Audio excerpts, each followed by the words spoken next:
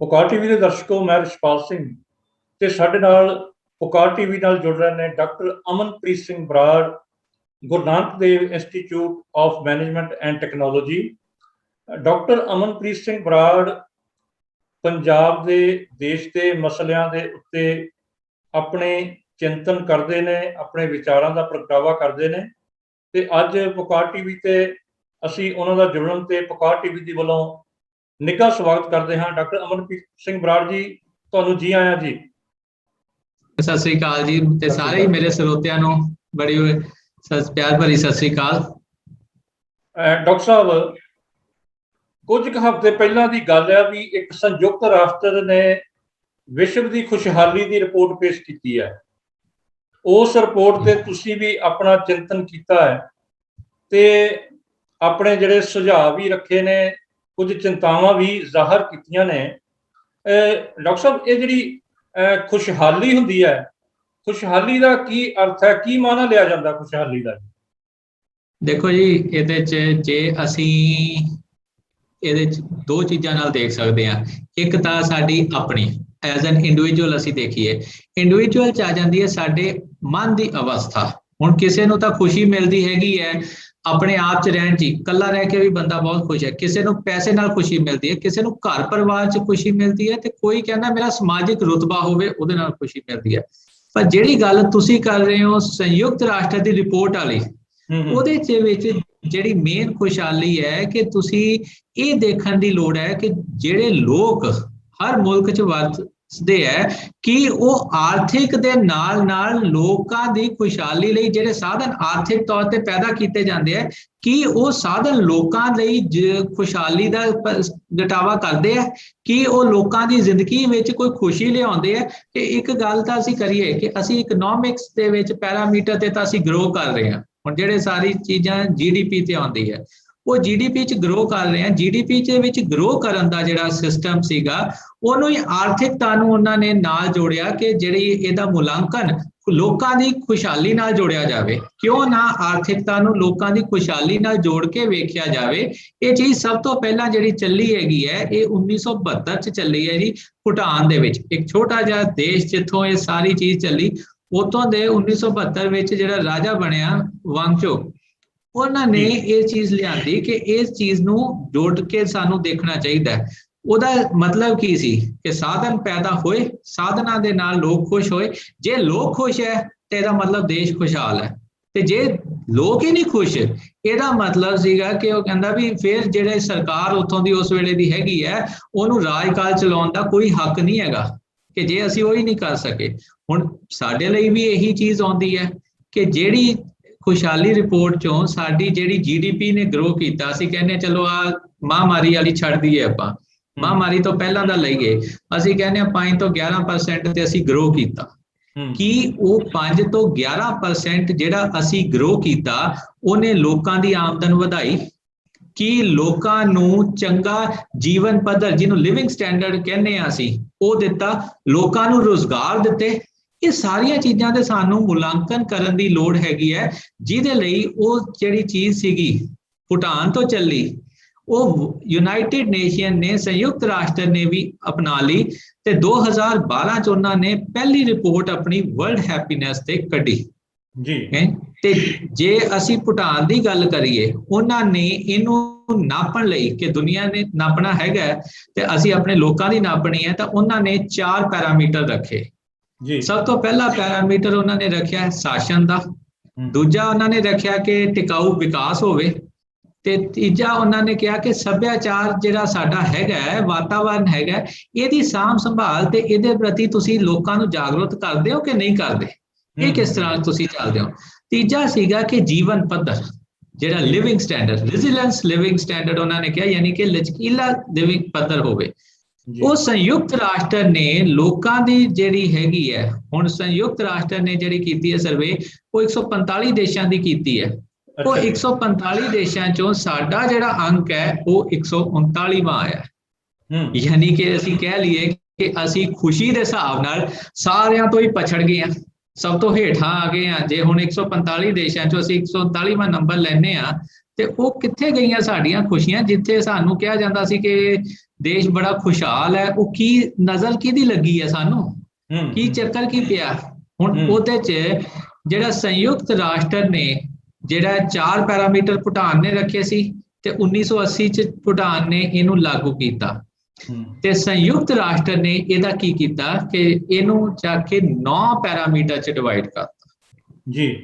ਉਹਨਾਂ ਨੇ ਇਹਨੂੰ ਕੀਤਾ ਲੋਕਾਂ ਦੇ ਰਹਿਣ ਸਹਿਣ ਤੇ, ਭ੍ਰਿਸ਼ਟਾਚਾਰ ਤੇ, ਮਨੁੱਖੀ ਅਧਿਕਾਰ ਕਿਵੇਂ ਹੈਗੇ ਆ ਉੱਥੋਂ ਦੇ, ਸਮਾਜਿਕ ਜਿਹੜੀ ਹੈਗੀ ਹੈ ਸੰਬੰਧ ਆਪਸ ਚ, ਸੈਂਸ ਆਫ ਬਿਲੋਂਗਿੰਗਨੈਸ ਉਹ ਕਿੱਦਾਂ ਦੀ ਹੈਗੀ ਹੈ, ਜ਼ਿੰਦਗੀ ਤੋਂ ਲੋਕਾਂ ਦੀ ਸੰਤੁਸ਼ਟੀ ਕਿੱਦਾਂ ਦੀ ਹੈ, ਦਿਮਾਗੀ ਸਿਹਤ ਕਿੱਦਾਂ ਦੀ ਹੈ, ਤੇ ਸਰਕਾਰਾਂ ਦੀ ਕਾਰਗੁਜ਼ਾਰੀ ਤੇ ਇਨਸਾਫ, ਇਹਨਾਂ ਪੈਰਾਮੀਟਰਸ ਤੇ ਆ ਕੇ ਉਹਨਾਂ ਨੇ ਜਿਹੜਾ ਇਹਦਾ ਮੁਲਾਂਕਣ ਕਰਨ ਦਾ ਕੀਤਾ ਹੈਗਾ।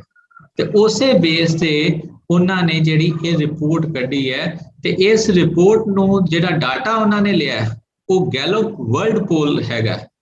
ਉਹ ਇੱਕ ਸੰਸਥਾ ਹੈਗੀ ਹੈ ਜਿਹੜੀ ਦੁਨੀਆ ਦੀ ਜਿਹੜੀ ਸਾਰੀ ਇਹ ਵਰਲਡ ਓਪੀਨੀਅਨ ਚੋਂ ਲੋਕਾਂ ਦੇ ਓਪੀਨੀਅਨ ਲੈਂਦੀ ਹੈਗੀ ਹੈ।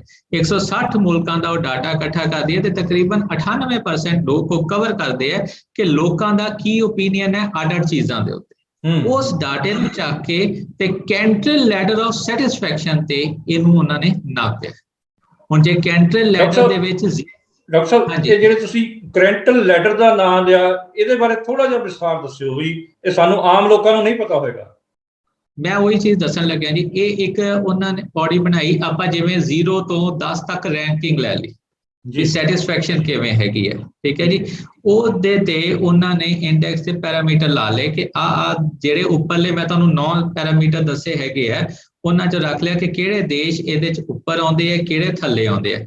ਜਿਹੜੇ 7 ਤੋਂ 10 ਦੇ ਵਿੱਚ ਆਏ ਜੀ, ਠੀਕ ਹੈ ਜੀ, ਉਹ ਦੇਸ਼ ਉਹ ਹੋ ਗਏ ਜਿਹੜੇ ਵਿਕਸਿਤ ਪ੍ਰਫੁੱਲਤ ਦੇਸ਼, ਖੁਸ਼ਹਾਲ ਦੇਸ਼ ਜਿਹਨੂੰ ਕਹਿੰਦੇ ਆ। ਇੰਗਲਿਸ਼ 'ਚ ਉਹਦੇ ਲਈ ਉਹਨਾਂ ਨੇ ਵਰਡ ਵਰਤਿਆ ਥ੍ਰਾਈਵਿੰਗ, ਠੀਕ ਹੈ।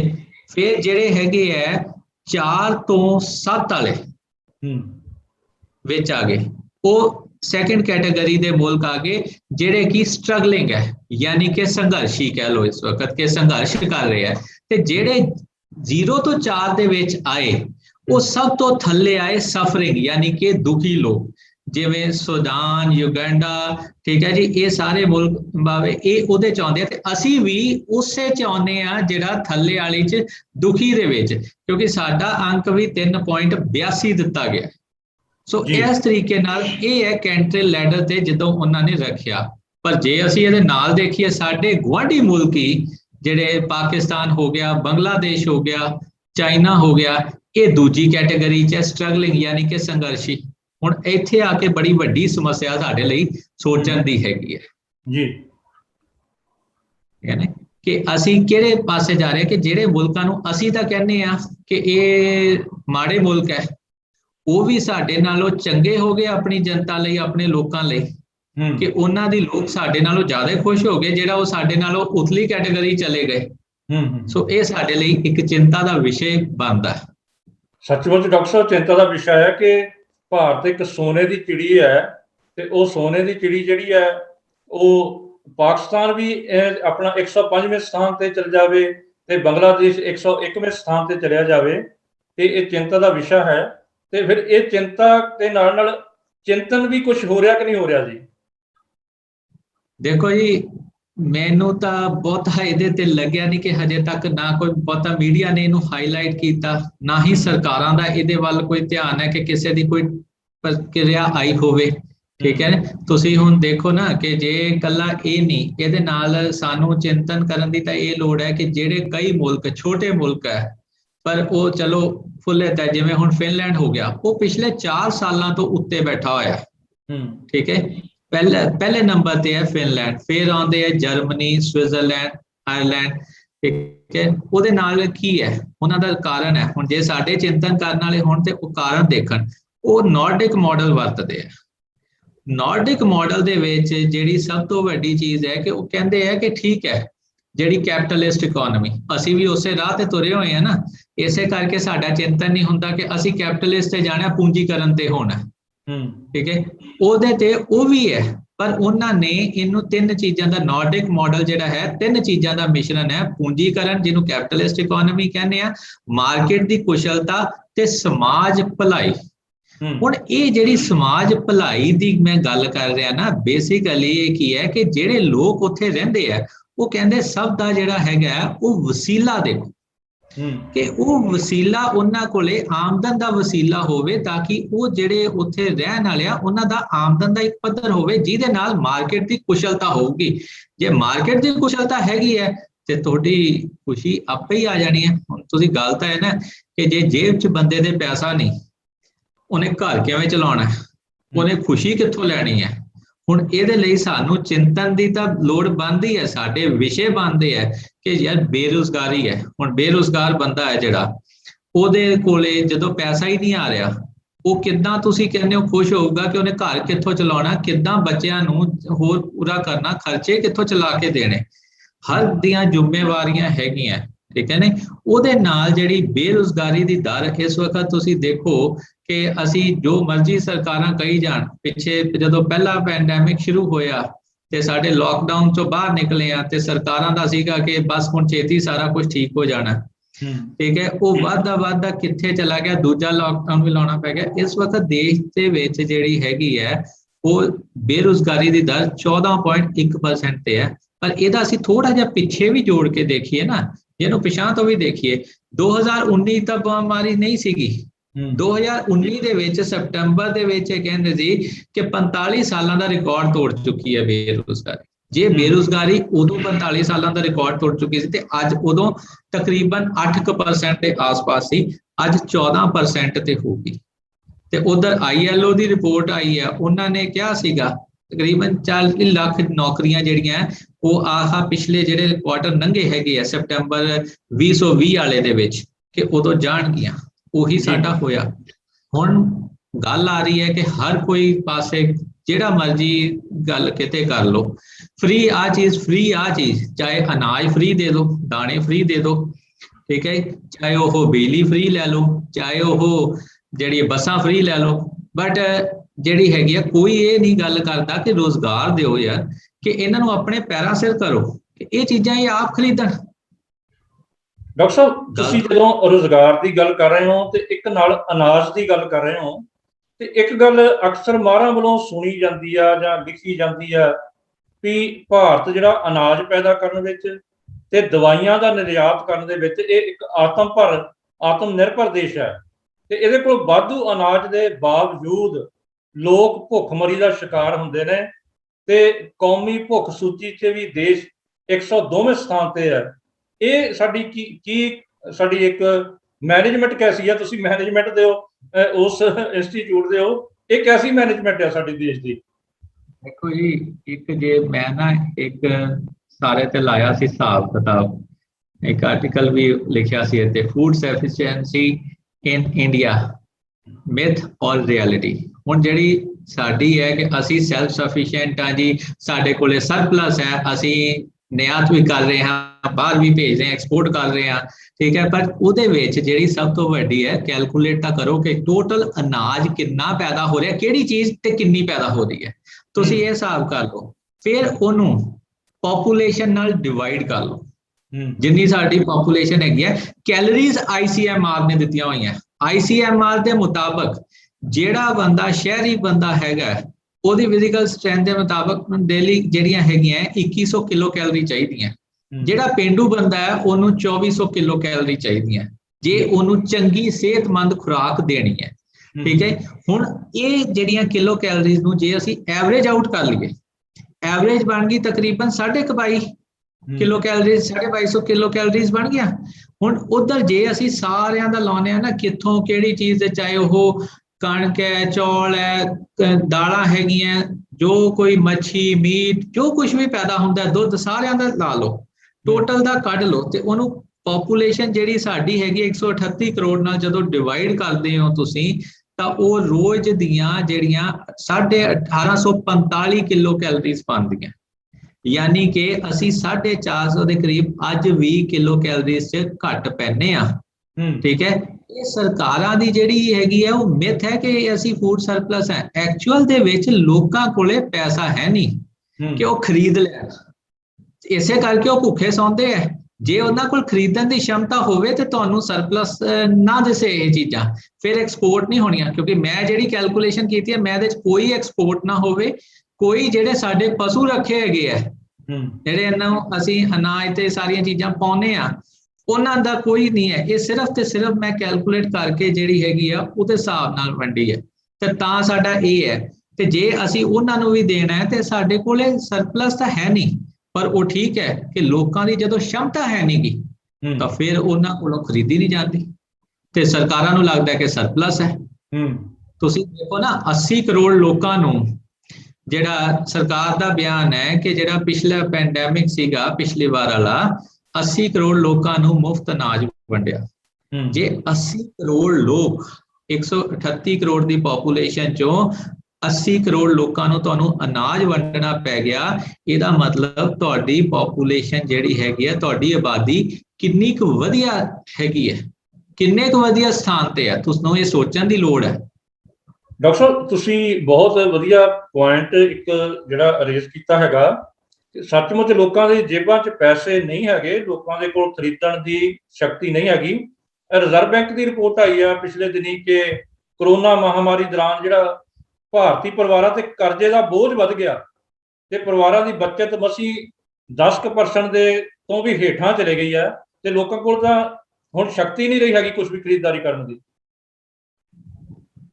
ਦੇਖੋ ਜੀ, ਜਿਹੜਾ ਇਹਦੇ 'ਚ ਹੈਗਾ, ਮੈਂ ਲੋਨ ਦੀ ਤੁਸੀਂ ਗੱਲ ਕੀਤੀ, ਲੋਨ ਤਾਂ ਅੱਜ ਹਰ ਚੀਜ਼ ਦੇਖੋ, ਜਿੰਨੇ ਅਸੀਂ ਪੈਕੇਜ ਲੈ ਲਈਏ, ਸ਼ੁਰੂ ਤੋਂ ਲੈ ਲਈਏ, ਅਪ੍ਰੈਲ ਤੋਂ ਪੈਕੇਜ ਅਨਾਉਂਸ ਹੋਣੇ ਸ਼ੁਰੂ ਹੋਏ, ਠੀਕ ਹੈ ਜੀ। ਉਹ ਪੈਕੇਜਸ 'ਚ ਜੇ ਤੁਸੀਂ ਗੱਲ ਦੇਖੋ ਤਾਂ ਉਹ ਸਾਰੇ ਦੇ ਸਾਰੇ ਜਿਹੜੇ ਹੈਗੇ ਆ, ਉਹ ਤਕਰੀਬਨ ਤੁਹਾਨੂੰ ਬਜਟ ਦਿਸਦਾ ਹੈ। ਜੋ ਪਿਛਲੇ ਸਾਲ ਦਾ ਬਜਟ ਸੀ ਉਹ ਪਿਛਲੇ ਸਾਲ ਵਾਲੇ ਪੈਕੇਜ, ਜੋ ਐਤਕੀ ਦਾ ਬਜਟ ਸੀ ਉਹ ਐਤਕੀ ਦੇ ਪੈਕੇਜ। ਤੇ ਮੇਨ ਚੀਜ਼ ਉਹਦੇ 'ਚ ਆਉਂਦੀ ਹੈ ਕਿ ਲੋਨ ਜਿਹੜਾ ਹੈਗਾ, ਸਭ ਤੋਂ ਜ਼ਿਆਦਾ ਸਰਕਾਰ ਤੇ RBI ਦਾ ਹੋ ਰਿਹਾ ਕਿ ਲੋਨ ਲੈ ਲਓ। ਹੁਣ ਇੱਕ ਬੰਦੇ ਦੀ ਆਮਦਨ ਨਹੀਂ, ਉਹ ਲੋਨ ਵਾਪਸ ਵੀ ਕਿੱਥੋਂ ਕਰੂਗਾ? ਤੇ ਇਸ ਵਕਤ ਜੇ ਲੋਨ ਦੀ ਗੱਲ ਹੈਗੀ ਹੈ ਨਾ, ਉਹ ਤਕਰੀਬਨ ਜਿਹੜਾ GDP ਦਾ 37.1% ਲੋਨ ਹੋ ਚੁੱਕਾ ਹੈ, ਠੀਕ ਹੈ। ਸੋ ਉਹ ਲੋਨ ਜਿਹੜਾ ਹੈਗਾ ਉਹ ਵਧੀ ਤਾਂ ਜਾਂਦਾ ਹੈ, ਪਰ ਇਹ ਵਾਪਸੀ ਕਿੱਥੋਂ ਆਏਗੀ? ਜੇ ਲੋਕਾਂ ਦੇ ਕੋਲੇ ਅੱਜ ਤੁਸੀਂ ਉਹਨੂੰ ਰੋਜ਼ਗਾਰ ਦਿਓਗੇ, ਉਹਦੇ ਕੋਲ ਰੋਜ਼ਗਾਰ ਹੋਊਗਾ, ਉਹਦੇ ਕੋਲੇ ਹੋਊਗੀ ਤਾਂ ਉਹ ਵਾਪਸ ਵੀ ਦੇਊਗਾ। ਹੁਣ ਕਿਸ਼ਤਾਂ ਪਿੱਛੇ ਅੱਗੇ ਕੀਤੀਆਂ, ਉਹ ਕਿਉਂ ਕੀਤੀਆਂ? ਕਿ ਲੋਕਾਂ ਦੀ ਆਮਦਨ ਬੰਦ ਹੋ ਗਈ ਸੀ। ਤੇ ਉਹ ਹੁਣ ਵੀ ਜਿਹੜੀ MPC ਦੀ ਮੀਟਿੰਗ ਹੋਈ ਹੈ, ਉਹਦੇ 'ਚ ਵੀ ਤਾਂ ਮੋਰਟੋਰੀਅਮ ਵਧਾਇਆ ਹੀ ਹੈ ਨਾ ਜੀ, ਪੀਰੀਅਡ, ਠੀਕ ਹੈ। ਦਾ ਵੀ, ਬੈਂਕਾਂ ਦਾ ਵੀ, ਸਾਰੇ ਕਾਸੇ ਦਾ ਵਧਾ ਰਹੇ ਆ। ਉਹਦਾ ਚੱਕਰ ਕੀ ਹੈ ਕਿ ਸਰਕਲ ਸਾਡਾ ਰੁਕਿਆ ਹੋਇਆ, ਸਰਕਲ ਚੱਲ ਨਹੀਂ ਰਿਹਾ, ਤੇ ਲੋਨ ਲੈਣ ਤੋਂ ਲੋਕੀ ਇਸ ਵਕਤ ਡਰ ਵੀ ਰਹੇ ਹੈ। ਕਿਉਂਕਿ ਅਕਸਰ ਤਾਂ ਜਿਹੜਾ ਹੈਗਾ, ਮਾੜੇ ਬੰਦੇ ਨੂੰ ਤਾਂ, ਵੱਡਾ ਬੰਦਾ ਤਾਂ ਲੋਨ ਲੈ ਕੇ ਬਾਹਰ ਵੀ ਜਾ ਸਕਦਾ ਹੈਗਾ, ਤੇ ਜਿਹੜਾ ਮਾੜਾ ਬੰਦਾ ਉਹ ਤਾਂ ਨਾ ਬਾਹਰ ਜਾ ਸਕਦਾ, ਉਹਨੂੰ ਤਾਂ ਵੈਸੇ ਵੀ ਫੜਨ ਦਾ ਡਰ ਹੈਗਾ। ਸੋ ਉਹ ਕਹਿੰਦਾ ਕਿ ਮੈਂ ਕਿੰਨਾ ਕਰਾਂ। ਤੁਸੀਂ ਇਹਦੇ 'ਚ ਨਾਲ ਦੂਜਾ ਦੇਖੋ ਕਿ 골ਡ ਲੋਨ ਕਿੰਨਾ ਵਧਿਆ, ਲੋਕਾਂ ਨੇ ਸੋਨੇ ਦੇ ਅਗੇਂਸਟ ਬਹੁਤ ਲੋਨ ਲਿਆ, ਛੋਟੇ ਵਪਾਰੀ ਹੋ ਗਏ, ਵਾਲੇ ਹੋ ਗਏ, ਹਰ ਇੱਕ ਨੇ ਕੋਈ ਨਾ ਕੋਈ ਆਪਦਾ, ਇੱਥੋਂ ਤੱਕ ਕਿ ਜਿਹੜੀ PPF ਕਿੰਨਾ ਨਿਕਲਿਆ ਜੀ। ਜੇ ਅਸੀਂ PPF ਦੀਆਂ ਸਰਕਾਰੀ ਫਿਗਰਾਂ ਆਈਆਂ, ਉਹ ਹੀ ਦੇਖ ਲਓ ਕਿੰਨਾ ਨਿਕਲਿਆ। ਇਹਦਾ ਮਤਲਬ ਲੋਕਾਂ ਦਾ ਕਿਤੇ ਸਿਸਟਮ ਸਾਰਾ ਹਿੱਲਿਆ ਹੈਗਾ। ਜੀ ਜੀ ਜੀ ਡਾਕਟਰ ਸਾਹਿਬ, ਇਹ ਆਪਣਾ ਕੋਲ ਸਮਾਂ ਹੁਣ ਸੰਖੇਪ ਹੈਗਾ, ਤੁਸੀਂ ਕੀ ਸੋਚਦੇ ਹੋ ਕਿ ਇੱਕ ਸਰਕਾਰਾਂ ਦੀ ਕੋਈ ਆਪਣੀ ਵਿਲ ਪਾਵਰ ਦੀ ਕਮੀ ਹੈ, ਜਾਂ ਉਹਨਾਂ ਦੇ ਕੋਲ ਕੋਈ ਬੌਧਿਕ ਤਲ ਤੇ ਕੋਈ ਬੌਧਿਕਤਾ ਦੀ ਉਹਨਾਂ ਦੀ ਕੰਗਾਲੀ ਹੈ? ਕੀ ਕਾਰਨ ਹੈ ਕਿ ਜਿਹੜਾ ਦੇਸ਼ ਹੈ ਉਹ ਡੱਕੇ ਡੋਲੇ ਖਾ ਰਿਹਾ? ਦੇਖੋ ਜੀ, ਦੋ ਚੀਜ਼ਾਂ 'ਚ ਮੈਂ ਬੜੇ ਸੰਖੇਪ 'ਚ ਤੁਹਾਨੂੰ ਦੱਸਣ ਲੱਗਿਆ ਕਿ ਸਰਕਾਰਾਂ ਦੇ ਕੋਲੇ ਹੁੰਦਾ ਸਭ ਕੁਝ ਹੈ, ਪਰ ਸਾਡੀ ਸਰਕਾਰਾਂ ਦੀ ਜਿਹੜੀ ਸੋਚ ਹੈਗੀ ਹੈ ਉਹ ਸਿਰਫ ਇਲੈਕਸ਼ਨ ਤੱਕ ਸੀਮਿਤ ਹੋ ਕੇ ਰਹਿ ਗਈ ਹੈ, ਤੇ ਸਾਡੇ ਕੋਲੇ ਕੋਈ ਤਰਤੀਬਵਾਰ ਕਦਮ ਨਹੀਂ ਚੁੱਕ ਰਹੇ। ਅਸੀਂ ਸਿਰਫ ਤੇ ਸਿਰਫ ਇਲੈਕਸ਼ਨ ਨੂੰ ਦੇਖ ਕੇ ਜਿਹੜੇ ਟੈਂਪਰੇਰੀ ਰਿਲੀਫ ਹੁੰਦੇ ਆ, ਜਿੱਥੇ ਇਲੈਕਸ਼ਨ ਹੋਈ ਉੱਥੇ ਟੈਂਪਰੇਰੀ ਰਿਲੀਫ, ਹਰ ਪਾਰਟੀ ਉਹਨੂੰ ਇਲੈਕਸ਼ਨ ਬੇਸਡ ਰੱਖਦੀ ਹੈ। ਜਦੋਂ ਤੁਸੀਂ ਇਹਨੂੰ ਇਲੈਕਸ਼ਨ ਬੇਸਡ ਰੱਖੋਗੇ, ਉਦੋਂ ਕਦੇ ਵੀ ਗਰੋਥ ਪੈਰਾਮੀਟਰ ਜਾਂ ਟੋਟਲ ਦੇ ਵਿੱਚ ਜਿਹੜੀਆਂ ਚੀਜ਼ਾਂ ਚਾਹੀਦੀਆਂ ਉਹ ਨਹੀਂ ਆ ਸਕਦੀਆਂ। ਤੁਹਾਨੂੰ ਇਹ ਤਰਤੀਬਵਾਰ ਕਦਮ ਚੱਕਣੇ ਚਾਹੀਦੇ ਆ, ਪਾਲਿਸੀ ਸਾਰੀਆਂ ਚਾਹੀਦੀਆਂ, ਤੇ ਨਾਲੇ ਸਾਰਿਆਂ ਨੂੰ ਲੈ ਕੇ ਚੱਲਣਾ ਚਾਹੀਦਾ ਹੈ। ਕਹਿਣ ਨਾਲ ਨਹੀਂ ਸਾਰਿਆਂ ਦਾ ਡਿਵੈਲਪਮੈਂਟ ਹੁੰਦੀ, ਇਹ ਸਾਰਿਆਂ ਨੂੰ ਵਿੱਚ ਪਾਲਿਸੀ 'ਚ ਇਨਵੋਲਵ ਕਰੋ। ਠੀਕ ਹੈ, ਜੇ ਅਸੀਂ ਇੱਕ ਧਿਰ ਨੂੰ ਕਹਿੰਦੇ ਆ ਕਿ ਅਸੀਂ ਚੁੱਕਣਾ ਹੈ, ਪਰ ਉਹਨਾਂ ਦੀ ਜਿਹੜੀਆਂ ਚੀਜ਼ਾਂ ਬਣਾਈਆਂ ਖਰੀਦਣ ਵਾਲੇ ਵੀ ਤਾਂ ਲੋਕਾਂ ਦੀ क्षमता ਹੋਣੀ ਚਾਹੀਦੀ ਹੈ ਨਾ। ਜੇ ਉਹ ਗਰੀਬੀ ਹੰਡਾਉਂਦੇ ਹੈ ਤੇ ਉਹਨਾਂ ਦੀਆਂ ਸੀਸਾਂ ਕਿਹੋ ਜਿਹੀਆਂ ਨਿਕਲਣਗੀਆਂ, ਤੁਸੀਂ ਇਹਦੇ 'ਚ ਆਪ ਦੇਖ ਲਓ। ਸੋ ਡਾਕਟਰ ਸਾਹਿਬ, ਕਰੋੜਾਂ ਲੋਕ ਬੇਘਰ ਬੈਠੇ ਨੇ ਇਸ ਧਰਤੀ ਦੇ ਉੱਤੇ, ਜਿਨ੍ਹਾਂ ਦੇ ਸਿਰ ਦੇ ਉੱਤੇ ਛੱਤ ਵੀ ਨਹੀਂ ਹੈ, ਤੇ ਉਹ ਲੋਕਾਂ ਨੇ ਕੀ ਅਸੀਸਾਂ ਦੇਣੀਆਂ ਇਹਨਾਂ ਪਾਰਟੀਆਂ ਨੂੰ ਜਾਂ ਇਹਨਾਂ ਸਰਕਾਰਾਂ ਨੂੰ? ਦੇਖੋ ਜੀ, ਇਹ ਤਾਂ ਹੁਣ ਹਰ ਬੰਦੇ ਨੂੰ ਆਪਦਾ ਸੋਚਣਾ ਚਾਹੀਦਾ, ਜਿਹੜਾ ਕੋਈ ਪਾਲਿਸੀ ਬਣਾਉਣ ਦੇ ਉੱਤੇ ਤੇ ਜਿਹੜੇ ਉਹਨਾਂ ਦੇ ਸਲਾਹਕਾਰ ਹੈਗੇ ਆ, ਵੀ ਕਿਤੇ ਮੇਰੇ ਕਰਕੇ ਤਾਂ ਨਹੀਂ ਕੋਈ ਗਰੀਬੀ 'ਚ ਧੱਕਿਆ ਜਾ ਸਕਦਾ, ਕਿਉਂਕਿ ਮੇਰੇ ਹਿਸਾਬ ਨਾਲ ਗਰੀਬੀ ਹੰਡਾਉਣਾ ਤੋਂ ਵੱਡਾ ਰਾਹ ਕੋਈ ਨਹੀਂ ਹੈਗਾ। ਤੇ ਜਿਹੜਾ ਬੰਦਾ ਗਰੀਬੀ ਹੰਢਾ ਰਿਹਾ, ਉਹਨੇ ਸੀਸਾਂ ਕਿਹੋ ਜਿਹੀਆਂ ਦੇ ਦੇਣੀਆਂ? ਉਹ ਜੋ ਉਹਦੇ ਮੂੰਹ ਚੋਂ ਨਿਕਲਣਾ ਉਹ ਕਿਤੇ ਨਾ ਕਿਤੇ ਸਾਡੇ ਤੇ ਪੈਣਾ। ਸੋ ਸਾਨੂੰ ਆਪਦੇ ਅੰਦਰ ਝਾਤ ਮਾਰਨ ਦੀ ਲੋੜ ਹੈ ਕਿ ਕਿਤੇ ਸਾਡੇ ਕਰਕੇ ਤਾਂ ਨਹੀਂ ਕੋਈ ਹੋ ਰਿਹਾ। ਤੇ ਜੇ ਇਹ ਚੀਜ਼ ਝਾਤ ਵੱਜ ਜੇ ਤੇ ਲੋਕੀ ਆਪਦੇ ਆਪ ਨੂੰ ਬਦਲਣ ਕਿ ਯਾਰ ਮੇਰੇ ਕਰਕੇ ਨਹੀਂ ਹੋਣਾ ਚਾਹੀਦਾ। ਤੇ ਜੇ ਹੌਲੀ ਹੌਲੀ ਇਹ ਚੀਜ਼ ਵੱਜ ਜੇ ਤੇ ਤਰਤੀਬਵਾਰ ਕਦਮ ਆਪਣੇ ਆਪ ਆ ਜਾਣਗੇ। ਡਾਕਟਰ ਸਾਹਿਬ, ਆਪਣੇ ਕੋਲ ਸਮਾਂ ਆਗਿਆ ਨਹੀਂ ਦੇ ਰਿਹਾ ਕਿ ਆਪਾਂ ਹੋਰ ਅੱਗੇ ਵਧੀਏ। ਇਸ ਤੋਂ ਪਹਿਲਾਂ ਕਿ ਆਪਾਂ ਸਮਾਪਤੀ ਵੱਲ ਵਧੀਏ, ਤੇ ਤੁਹਾਡਾ ਆਖਰੀ ਕੋਈ ਜਿਹੜਾ ਆਪਣਾ ਸੁਨੇਹਾ ਜੀ? ਦੇਖੋ, ਮੇਰਾ ਸੁਨੇਹਾ ਅੱਜ ਵੀ ਸਾਰਿਆਂ ਨੂੰ ਇਹੀ ਹੈ ਕਿ ਹੁਣ ਜਿਵੇਂ ਅੱਗੋਂ ਪੰਜਾਬ 'ਚ ਇਲੈਕਸ਼ਨ ਆ ਰਹੀ ਹੈਗੀ ਹੈ, ਠੀਕ ਹੈ, ਸਾਰੇ ਜਿਹੜੇ ਲੋਕ ਹੈ ਉਹ ਥੋੜਾ ਜਿਹਾ ਸੋਚਣ, ਜਿਹੜੀਆਂ ਪਾਲਿਸੀਆਂ ਜਾਂ ਜਿਹੜੇ ਵਾਅਦੇ ਜੋ ਵੀ ਕੋਈ ਪਾਰਟੀ ਜੋ ਵੀ ਕੋਈ ਬੰਦਾ ਕਰ ਰਿਹਾ ਹੈ, ਠੀਕ ਹੈ, ਉਹਦੇ ਤੇ ਵਿਚਾਰ ਕਰਨ। ਲੋਕਾਂ ਕੋਲੇ ਸੋਚ ਹੈਗੀ ਹੈ, ਸਮਰੱਥਾ ਹੈਗੀ ਹੈ ਸੋਚਣ ਦੀ ਕਿ ਕੀ ਉਹ ਵਾਕਿਆ ਹੀ ਜਿਹੜੀ ਹੈ ਹੋ ਸਕਦੇ ਹੈ, ਜਿਹੜੇ ਵਾਅਦੇ ਕੀਤੇ ਤਾਂ ਜਾ ਰਹੇ ਹੈ, ਪਰ ਕੀ ਉਹ ਨਿਭਣਗੇ ਸਾਡੇ ਨਾਲ? ਕੀ ਉਹ ਪੂਰੇ ਹੋ ਸਕਦੇ? ਸਾਡੇ ਕੋਲ ਉਹਦੇ ਲਈ ਰਿਸੋਰਸਿਸ ਹੈਗੇ ਆ? ਕਿਉਂਕਿ ਕੋਈ ਵੀ ਬੰਦਾ ਜਿਹੜਾ ਹੈਗਾ ਉਹ ਇਹ ਨਹੀਂ ਆ ਕੇ ਦੱਸ ਰਿਹਾ ਵਾਅਦੇ ਕਰਨ ਵੇਲੇ ਕਿ ਭਾਈ ਮੈਂ ਪੂਰੇ ਕਿਵੇਂ ਕਰੂੰਗਾ। ਤੇ ਸਾਨੂੰ ਜਿਹੜੀ ਹੈਗੀ ਲੋਕਾਂ ਦੇ ਵਿੱਚ ਬੇਭਰੋਸਗੀ ਜ਼ਿਆਦਾ ਹੋ ਚੁੱਕੀ ਹੈ। ਸੋ ਉਹਨਾਂ ਨੂੰ ਵੀ ਚਾਹੀਦਾ ਕਿ ਉਹ ਦੱਸਣ ਕਿ ਭਾਈ ਆ ਅਸੀਂ ਵਾਅਦੇ ਕਰ ਰਹੇ ਹਾਂ, ਇਸ ਤਰੀਕੇ ਨਾਲ ਪੂਰੇ ਕਰਾਂਗੇ। ਕਿਉਂਕਿ ਅੱਜ ਕਰਜ਼ਾ ਸਭ ਨੂੰ ਪਤਾ ਹੀ ਹੈ ਕਿੰਨਾ ਪੰਜਾਬ ਸਿਰ ਹੈਗਾ, ਦੇਸ਼ ਸਿਰ ਹੈਗਾ। ਤਾਂ ਉਹ ਜਿੰਨਾ ਵੀ ਉਹ ਕਰਜ਼ਾ ਹੈਗਾ ਉਹਦੇ 'ਚ ਕਿਵੇਂ ਉਹ ਪੂਰਾ ਕਰਨਾ, ਅਗਲੇ ਜਿਹੜੇ ਵਾਅਦੇ ਕਰ ਰਹੇ ਆ, ਤੇ ਕੀ ਉਹ ਲੋਕਾਂ ਲਈ ਕਿੰਨੇ ਕੁ ਲਾਭਦਾਇਕ ਹੋਣਗੇ, ਇਹ ਲੋਕ ਸੋਚਣ, ਉਹ ਇਹ ਸੋਚਣ। ਸੋ ਮੇਰਾ ਸਾਰਿਆਂ ਨੂੰ ਇਹੀ ਇੱਕ ਹੈਗਾ ਕਿ ਥੋੜਾ ਜਿਹਾ ਹੁਣ ਇਹਨੂੰ ਸੋਚ ਵਿਚਾਰ ਨਾਲ ਚੱਲੋ। ਦੇਸ਼ ਨੇ ਕੰਗਾਲੀ ਤੋਂ ਖੁਸ਼ਹਾਲੀ ਵੱਲ ਜੇ ਵਧਣਾ ਹੈ ਤੇ ਇਹਨਾਂ ਰਾਜਨੀਤਿਕ ਪਾਰਟੀਆਂ ਨੂੰ ਸਵਾਲ ਪੁੱਛਣਾ ਪਏਗਾ। ਉਹਨਾਂ ਦੇ ਰਾਜਨੀਤਿਕ ਪਾਰਟੀਆਂ ਦਾ ਅੰਦਰਲਾ ਜਿਹੜਾ ਲੋਕਤੰਤਰ ਹੈ ਉਹਨੂੰ ਬਹਾਲ ਕਰਵਾਉਣਾ ਪਏਗਾ।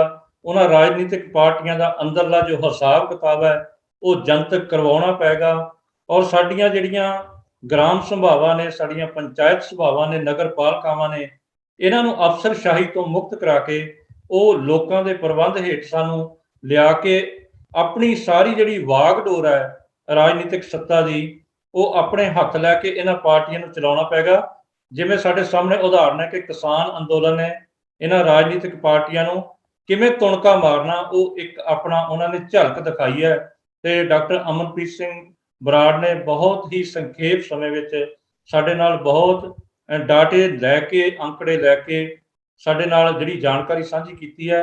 ਡਾਕਟਰ ਸਾਹਿਬ, ਪੁਕਾਰ ਟੀਵੀ ਦੀ ਸਮੁੱਚੀ ਟੀਮ ਤੁਹਾਡਾ ਧੰਨਵਾਦ ਕਰਦੀ ਹੈ ਔਰ ਇਸ ਆਸ ਦੇ ਨਾਲ ਵਿਦਾਇਗੀ ਲੈਂਦੇ ਹਾਂ ਕਿ ਸਮੇਂ-ਸਮੇਂ ਤੁਸੀਂ ਇਹ ਬਹੁਮੁੱਲੀ ਜਾਣਕਾਰੀ ਸਾਡੇ ਇਸ ਚੈਨਲ ਤੇ ਸਾਡੇ ਨਾਲ ਸਾਂਝੀ ਕਰਦੇ ਰਹੋਗੇ ਤੇ ਅਸੀਂ ਪੁਕਾਰ ਟੀਵੀ ਵੱਲੋਂ ਤੁਹਾਡਾ ਧੰਨਵਾਦ ਕਰਦੇ ਰਹਾਂਗੇ।